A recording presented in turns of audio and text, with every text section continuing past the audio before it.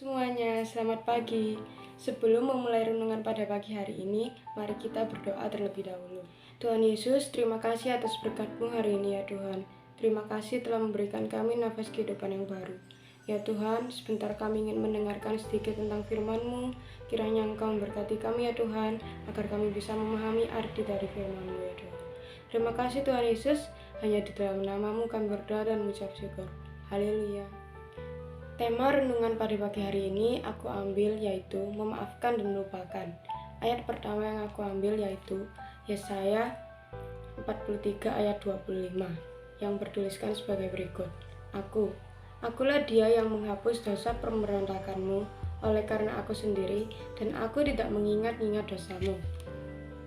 Setiap orang pasti pernah melakukan kesalahan. Sebagian orang bilang mereka sudah memaafkan kesalahan tersebut, tapi mereka masih belum melupakan kesalahan tersebut. Memaafkan adalah hal yang sulit untuk dilakukan oleh kita sebagai manusia, apalagi perbuatan yang dilakukan atas tindakan kita yang fatal. Tetapi memaafkan itu perlu dilatih agar hidup kita bahagia, nyaman, aman, dan tenang. Ketika kita tidak dapat memaafkan kesalahan seorang atas diri kita, maka kita akan berada di zona tidak nyaman dan aman. Mengapa sih kita harus memaafkan sesama kita? Sebab Tuhan Yesus lebih dulu memaafkan kita dari tindakan kita yang tidak setia dan taat kepadanya. Ayat berikutnya kita ambil dari Matius 5 ayat 44 yang bertuliskan sebagai berikut. Tetapi aku berkata kepadamu, kasihilah musuhmu dan berdoalah bagi mereka yang menganiaya kamu. Saat seorang teman mengkhianati kita harus tahu bahwa kita harus memberikan pengampunan, namun kadang kita tidak dapat melakukannya. Kata-kata yang dia ucapkan biasanya begitu menusuk hati kita, sehingga kita pun selalu hanyut dalam kepedihan dan kemarahan. Meski seringkali kita telah membicarakan masalah tersebut, dan kita berkata kepadanya bahwa kita telah mengampuninya, namun meskipun begitu, kita masih merasakan sakit hati setiap kali melihatnya karena mengingat ucapannya yang dahulu. Kita pun jadi menyadari bahwa masih ada kebencian yang melekat pada diri kita. Namun kita harus mengetahui bahwa Allah menjawab doa-doa kita dan memberikan kesanggupan untuk mengampuni teman itu sepenuhnya. Kita akhirnya bebas dan terlepas dari kebencian. Tuhan Yesus berkata, "Ya Bapa, ampunilah mereka, sebab mereka tidak tahu apa yang mereka perbuat." Dan mereka membuang undi untuk membagikan pakaiannya. Lukas 23 ayat 34. Pengampunan menjadi inti dari iman Kristen. Tuhan Yesus kita memberikan pengampunan bahkan menjelang kematiannya di kayu salib. Yesus senantiasa mengasihi orang-orang yang melukainya di kayu salib. Yesus memohon kepada Bapa untuk mengampuni mereka. Tuhan Yesus tidak akan memendam kemarahan, melainkan akan menunjukkan kasih-Nya. Kita harus meneladani Tuhan Yesus dan meneruskan kasih-Nya kepada orang-orang yang telah menyakiti kita. Matius 6 ayat 14-15. Karena jikalau kamu mengampuni kesalahan orang, Bapamu yang di surga akan mengampuni kamu juga. Tetapi jikalau kamu tidak mengampuni orang, Bapamu juga tidak akan mengampuni kesalahanmu. Dan Kolose 3 ayat 13.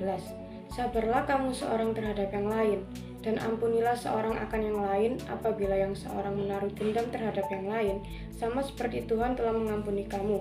Kamu perbuat jugalah demikian. Jadi, intinya Tuhan Yesus selalu mengajarkan kita untuk mengampuni sesama dan tidak menyimpan dendam. Dan jika kita tidak mengampuni kesalahan orang lain, maka Tuhan Yesus juga tidak akan mengampuni kesalahan kita.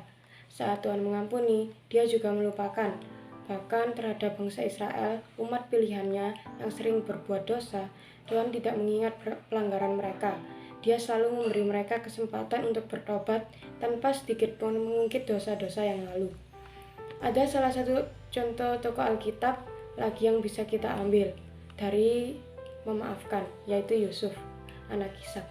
Yusuf sangat difavoritkan oleh Ishak, sehingga para saudaranya menjadi iri pada dia, dan sampai suatu ketika para saudara Yusuf menjual Yusuf sebagai budak ke tanah Mesir. Tetapi ia tetap hidup menurut kehendak Tuhan. Ia tidak pernah membenci saudaranya, justru ia malah memaafkan dan hidup seturut kehendak Tuhan. Maka dari itu, kita sebagai anak Tuhan Yesus tidak boleh menyimpan dendam. balaslah kesalahan tersebut dengan kebaikan. Karena kalau kita balas dengan kejahatan, sama saja kita seperti orang itu. Jangan hanya ingat kesalahannya, tapi juga ingatlah kebaikan mereka. Dan usahakan juga, jika kita sudah mengampuni orang, ya kita otomatis juga jangan pernah mengungkit kesalahan yang lalu lagi. Jadi kita harus saling memaafkan dan melupakan kesalahan tersebut. Mungkin memang susah, tapi kita harus mencoba untuk melupakan kesalahan tersebut. Karena masa lalu, biarlah kita jadikan sebagai pelajaran untuk kita, dan kita harus maju ke depan, karena masa depan kita masih panjang.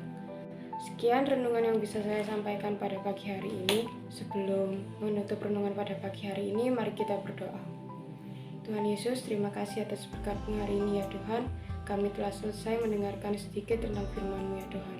Kiranya Engkau memberkati kami ya Tuhan, agar kami bisa memaafkan kesalahan orang lain dan juga melupakan kesalahan tersebut ya Tuhan. Ya Tuhan, kiranya Engkau juga memberkati kami ya Tuhan, memberkati aktivitas kami selanjutnya ya Tuhan.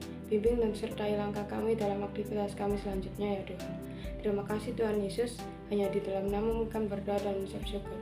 Haleluya, amin.